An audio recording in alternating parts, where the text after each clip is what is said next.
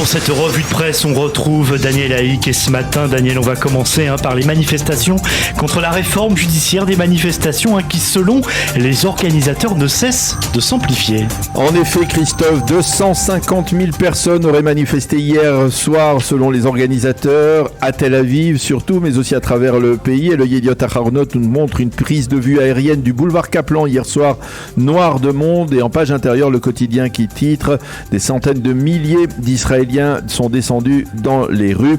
Mais ce matin, ces manifestations sont mentionnées côte à côte avec les secousses telluriques, si l'on peut dire, qui ébranlent actuellement la police israélienne, puisqu'hier, le commandant en chef de la police, Kobi Shabtai, a décidé de tenir tête d'une certaine manière à son ministre de la Sécurité nationale, Itamar Ben-Gvir. « Je me suis trompé en acceptant de limoger le patron de la police jeudi dernier, la police de Tel Aviv jeudi dernier », quand a dit Kobi Shabtai. Quant à la conseillère juridique du gouvernement, Galit Bahara Miara, elle a décidé de suspendre le limogeage de l'inspecteur en chef Ami Erez, décidé donc jeudi par le ministre de la Sécurité nationale.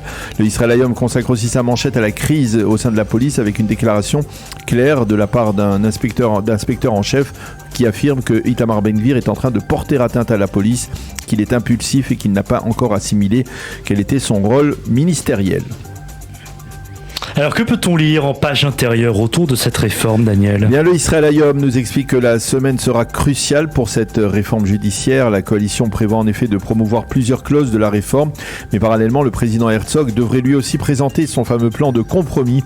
Selon Yehuda Schlesinger, la commission des lois de la Knesset pourrait accepter d'introduire des changements dans la réforme.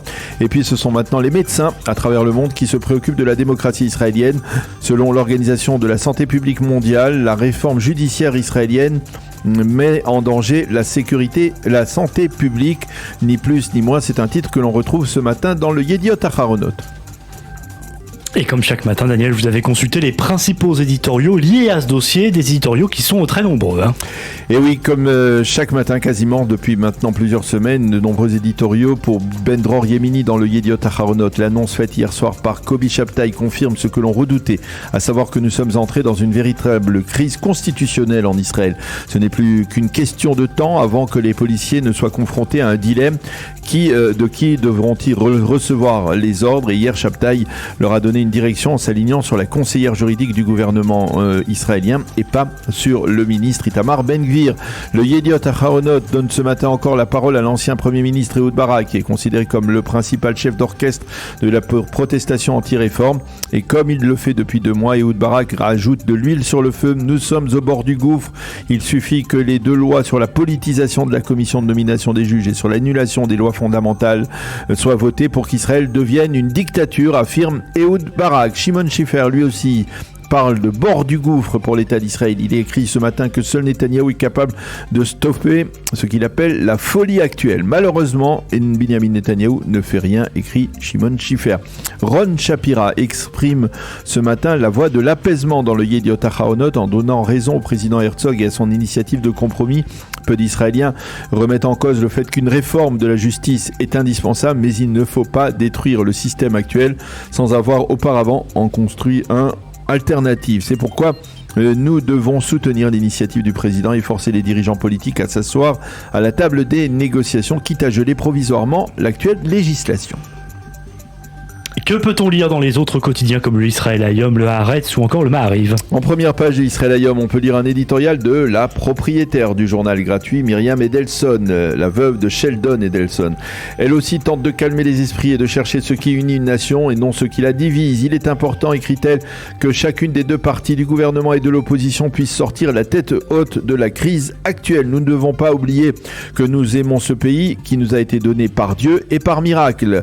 Beaucoup ont sacrifié leur vie pour ce pays, beaucoup sont prêts à des sacrifices pour lui, écrit Myriam Edelson. Eitan Orkibi écrit, toujours dans le Israël Hayom, que la véritable crise démocratique est en train d'être créée par ces millions d'électeurs qui ont voté à droite et qui ont accordé 64 députés à l'actuelle coalition, qui les voit en position défensive.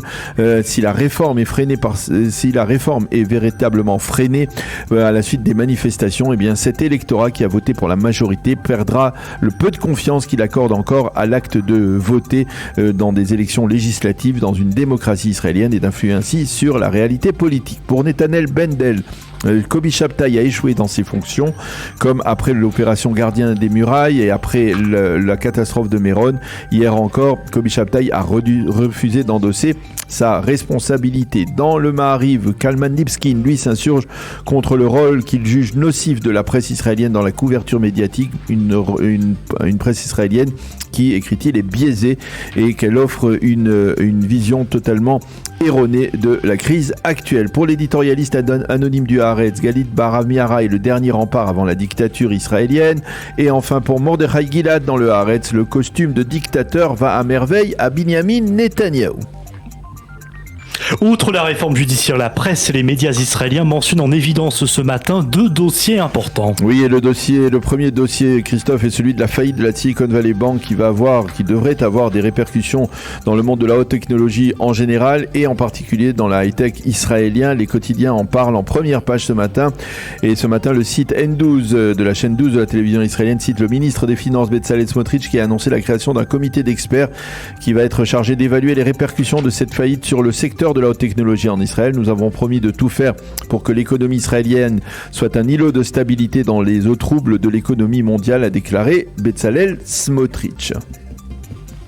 Et pour finir, un développement qui en temps normal aurait fait les manchettes de la presse israélienne, c'est le rapprochement entre l'Iran et l'Arabie Saoudite. Et oui, les quotidiens indiquent que c'est grâce à la médiation chinoise que les deux pays relativement ennemis, on va dire, ont décidé de renouer leurs relations diplomatiques 7 ans après leur rupture.